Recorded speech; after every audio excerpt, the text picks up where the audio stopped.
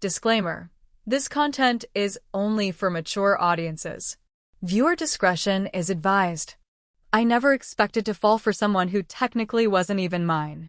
When I married Daniel, I knew he had a son from a previous marriage, but I didn't think much of it. I was focused on starting over, building a life with someone kind, someone steady. I wasn't prepared for the quiet, intense young man who walked into my life the day I moved in. His name was Ethan. He was 22, polite but distant, with eyes that held more pain than someone his age should ever carry. At first, I tried to keep my distance. I thought maybe he needed time to adjust. I'd smile, ask about his day, offer to cook his favorite meals, but he always kept his replies short.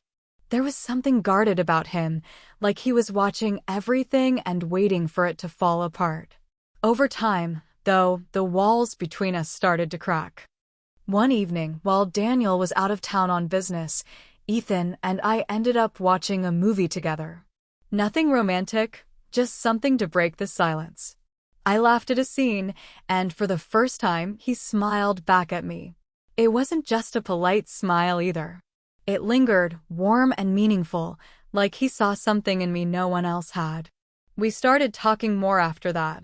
Late-night chats in the kitchen while everyone else slept.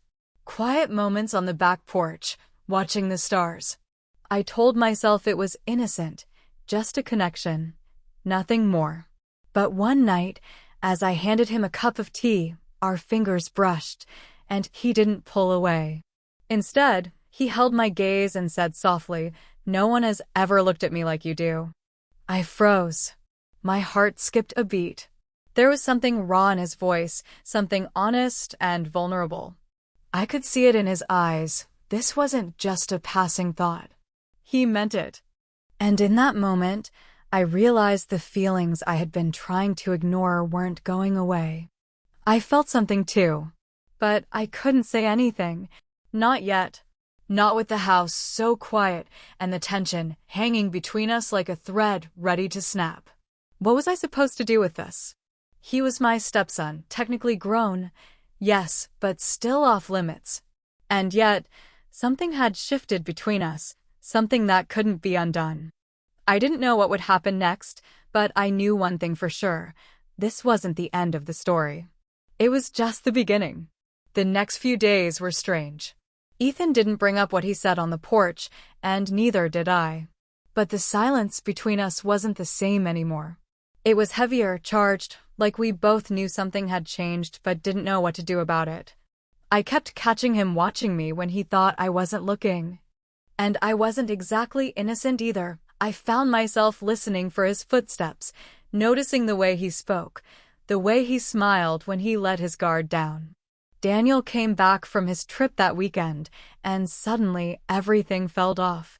I tried to act normal, laugh at his stories, kiss him goodnight, talk about the garden like I always did. But in the back of my mind, I kept replaying that moment on the porch. That look in Ethan's eyes. That voice in my head whispering, "What are you doing?" I didn't want to feel this way. I didn't plan on it. And maybe that's what scared me the most, how natural it felt. How easy it was to connect with Ethan in ways I never had with his father. Daniel was kind, but our relationship was built more on comfort than passion. We never really shared deep conversations. With Ethan, every word felt loaded. Every glance carried weight. One afternoon, I was in the kitchen preparing dinner when Ethan walked in. He didn't say anything at first, just leaned against the doorway and watched me. I could feel his eyes on my back. "You okay?" I asked, trying to sound casual. He hesitated before answering. "Yeah, just thinking." I turned around, and for a moment, we just looked at each other. No words, just that silent tension stretching between us again. "About the other night?" I asked, even though I already knew the answer. He nodded slowly. "I meant it," he said. I wasn't trying to make things weird. But it's the truth. I opened my mouth to say something, anything, but the front door slammed shut, and Daniel called out from the hallway. Ethan stepped back immediately, the moment broken like a dropped glass. I felt my heart racing, guilt and confusion mixing in a way that made my stomach twist. That night, as we all sat around the table for dinner, everything looked normal from the outside. Daniel was talking about some issue at work, I was nodding along, and Ethan was eating quietly across from me. But under the surface, nothing felt normal anymore. I couldn't stop thinking about what Ethan said, and the way I didn't want to pretend it hadn't happened. And the hardest part? I knew he wasn't just imagining this. Because deep down, I felt it too.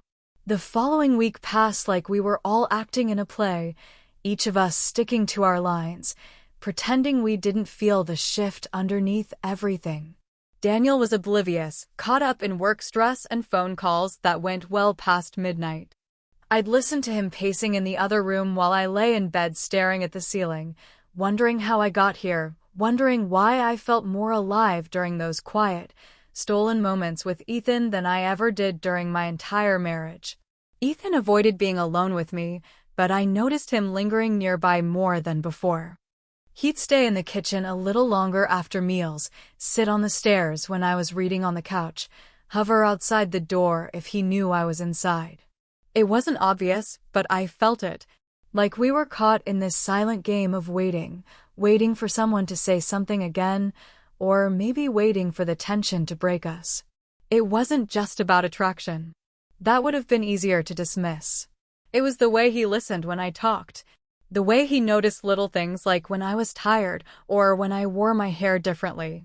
Daniel never noticed those things. Not really. We were married, but I often felt invisible around him. Ethan, though, he made me feel seen. One morning, I drove into town for groceries. As I walked past the cafe, I spotted Ethan through the window, sitting with a girl I didn't recognize. She was laughing, leaning in close, twirling her hair with that familiar flirtatious look. My chest tightened. I wasn't sure what the feeling was, jealousy, guilt, or both. I kept walking, pretending I didn't see him, but the image stuck with me the whole way home. Later that evening, when he got back, he barely said a word. I wanted to ask about the girl, but I didn't have the right. I wasn't his mother. I wasn't even a friend, not anymore. Just the woman who shared the same house and carried around a secret neither of us could name out loud. Daniel called me into the living room after dinner and asked if I could help plan a trip for the three of us, something relaxing, maybe a weekend away. I forced a smile and nodded. I didn't want to go. I didn't want to sit in a car with the man I was married to and the boy I couldn't stop thinking about, pretending everything was fine when it absolutely wasn't. Later that night, I found a book left open on the porch swing. It was Ethan's. I picked it up and saw a slip of paper tucked inside, a small sketch. It was me. Nothing dramatic, just a quick pencil drawing of me sitting at the kitchen table, coffee mug in hand. But it hit me harder than I expected. Quiet, careful, like everything else he did, but real. Something was coming. I could feel it. I just didn't know which way it would break. The sketch stayed hidden in my drawer for days, but I thought about it constantly. Every time Ethan walked into a room, my heart reacted before I could stop it.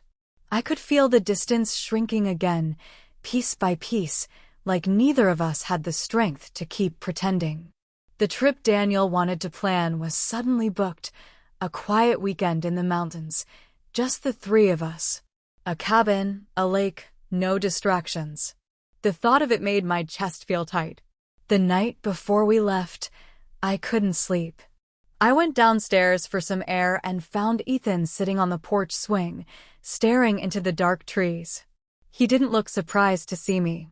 I sat beside him without a word, and we stayed that way for a while, silent, breathing the same cool night air. He finally broke the quiet. I saw you the other day. Near the cafe. I looked down, caught off guard. I didn't want to interrupt. He turned to me, eyes searching mine. Were you avoiding me? I couldn't lie. Yes. I didn't know what to do. He nodded, like he understood more than I'd said. I didn't kiss her, he said quietly. She wanted me to, but I couldn't. I couldn't stop thinking about you. The air shifted again, heavier this time. I couldn't answer. I was too afraid of what might come out if I opened my mouth. Instead, I stood up and stepped back inside without another word, my hands shaking. But I knew then, whatever we were pretending to avoid, it was going to follow us to that cabin.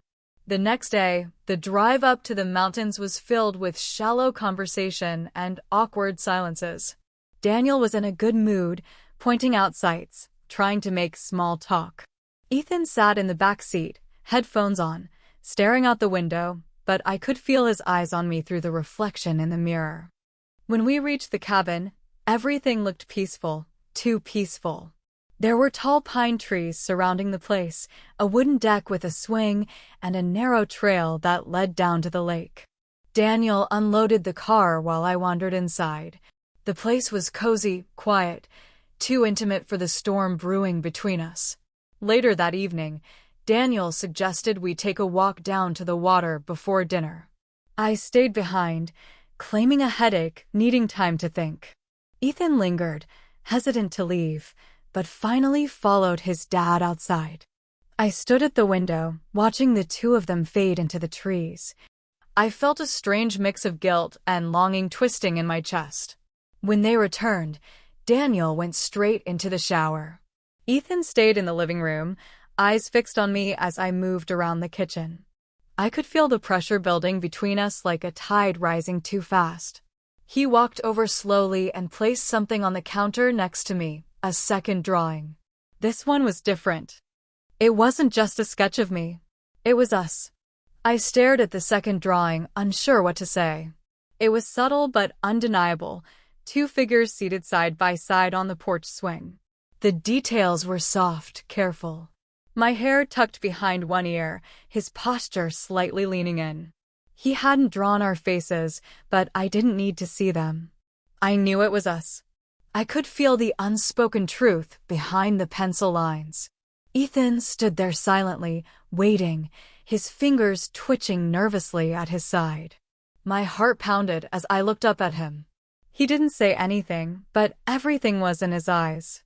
I opened my mouth to speak, to ask what this meant, but before I could say a word, Daniel called out from the hallway, asking where I put the towels. The moment cracked apart. Ethan stepped back, his jaw tightening, and I quickly slid the paper into a cookbook before answering Daniel's call. Dinner that night was unbearable. I barely touched my food.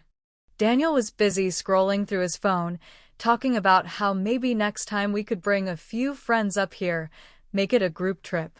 Ethan stayed quiet, nodding politely, but his eyes kept drifting to me, and I didn't know how much longer I could take pretending.